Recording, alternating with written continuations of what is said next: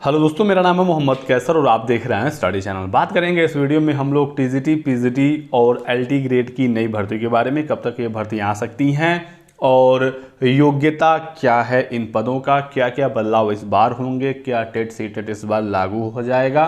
तो एक एक करके सभी अपडेट मैं आपको दूंगा। जो भी जानकारी दूंगा बिल्कुल 100% ऑफिशियल होगा, तो लास्ट तक बने रहिएगा। हेलो बच्चों, क्या आपको अंग्रेजी बोलने में हिचकिचाहट होती है? क्या आप अंग्रेजी इंटरव्यू की तैयारी कर रहे हैं?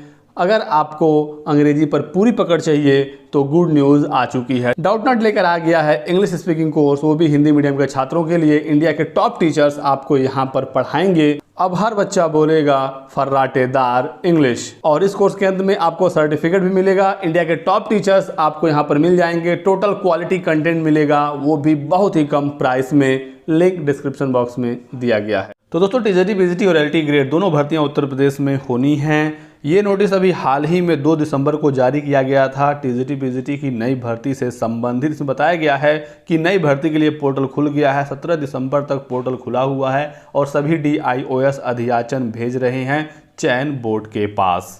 इसी के साथ साथ एलटी ग्रेड से संबंधित भी नोटिस 6 दिसंबर के डेट में जारी हुआ है और शिक्षा निदेशालय को अधियाचन मिल गया था सभी पदों का। शिक्षा निदेशालय ने फाइल लोक सेवा आयोग को दे दी थी कि आप इसका विज्ञापन निकालिए, लेकिन अधियाचन में कुछ समस्या थी जिसकी वजह से लोक सेवा आयोग ने फाइल वापस भेज दिया निदेशालय के पास और एक बार फिर से निदेशालय ने फ्रेश अधियाचन मांगा है और 10 दिसंबर तक का समय दिया गया है। तो बहुत ही जल्द एक बार फिर से त्रुटि रहित अधियाचन इन्हें प्राप्त हो जाएगा। इस बार पुरुष महिला आरक्षण वार और विषयवार विद्यालय वार अधियाचन मांगे गए हैं। यहाँ पर फॉर्मेट वगैरह सब कुछ जारी किया गया है। तो पूरा डेटा इकट्ठा होने के बाद निदेशालय फाइल भेजेगा लोक सेवा आयोग और उसके बाद एलटी ग्रेड का विज्ञापन देखने को मिलेगा। सब कुछ ठीक ठाक रहा तो इसी महीने के लास्ट तक एलटी ग्रेड की नई भर्ती का विज्ञापन निकल जाएगा। लगभग 10,000 पद इसमें होंगे और एलटी ग्रेड भर्ती का विज्ञापन पहले आने की ही उम्मीद है और उसके बाद फिर टीजीटी, पीजीटी का विज्ञापन भी अगले साल देखने को मिलेगा।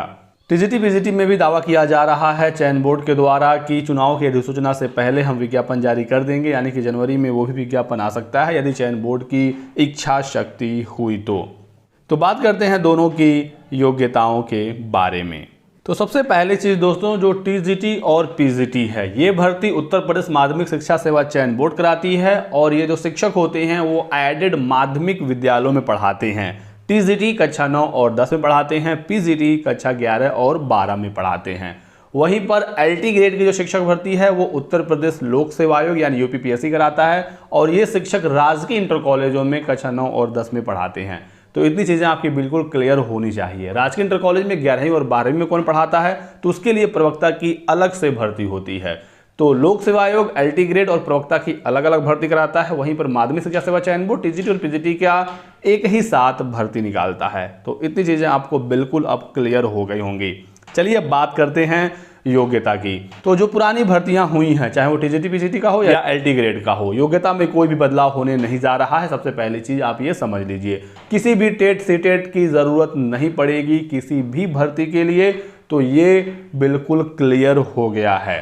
टीजीटी और एलटी ग्रेड की योग्यता के बारे में आपको बताऊं, टीजीटी और एलटी ग्रेड की जो योग्यता है वो ग्रेजुएशन प्लस बीएड है। संबंधित विषय में स्नातक और बीएड टीजीटी और एलटी ग्रेड की योग्यता होती है। वहीं पर पीजीटी के लिए पोस्ट ग्रेजुएशन यानी पीजी आपको करना अनिवार्य होता है और पीजीटी में बीएड की आवश्यकता भी नहीं होती है। यदि सब्जेक्ट कॉम्बिनेशन की बात करें तो एक एक विषय की अलग अलग योग्यता होती है, सबके पदों की संख्या अलग होती है, सबका पेपर अलग होता है, सबका कट ऑफ भी अलग होता है।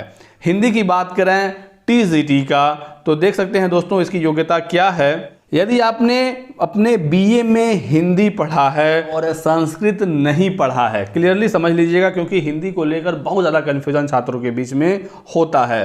तो यदि आपने बीए में हिंदी पढ़ा है और इंटरमीडिएट में आपने संस्कृत पढ़ा है तो आप टीजीटी हिंदी के लिए एलिजिबल हैं। वहीं अगर आपने बीए में हिंदी और संस्कृत दोनों पढ़ लिया है तो फिर इंटरमीडिएट में संस्कृत की अनिवार्यता नहीं होती है।